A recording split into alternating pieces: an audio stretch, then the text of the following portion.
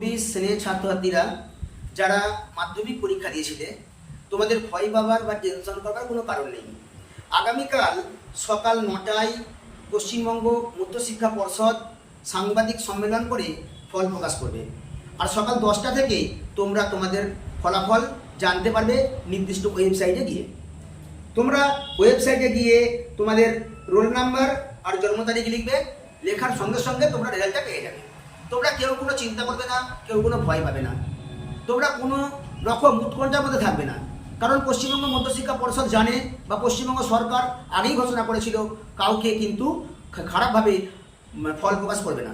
সকলেরই কিন্তু ভালো রেজাল্ট তারা দেবার আপ্রাণ চেষ্টা করছে। সকলেই চাইছে তোমাদের রেজাল্ট যাতে আরও ভালো হয়। সেই জন্য তারা তোমাদের কিছু নাম্বার গ্রেস দিয়েও পাস করিয়ে দেবে।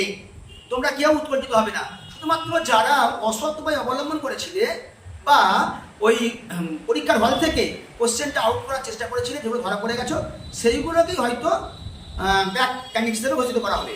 বাকি সকলেই আশা করি পাস করে যাবে, ভালো রেজাল্ট প্রত্যেকেরই হবে। তোমরা এই নির্দিষ্ট ওয়েবসাইটে গিয়ে, ওয়েবসাইট নাম্বারটা তোমাদের বলে দিচ্ছি, wbresult.nic.in, এছাড়া wbbse.org, এই দুটো ওয়েবসাইটে গিয়ে তোমরা ফলাফল সকাল 10টা থেকে জানতে পারবে। ওই ওয়েবসাইটে গিয়ে তোমাদের রোল নাম্বার আর জন্ম তারিখ দিলেই তোমাদের ফলাফল দেখিয়ে দেবে।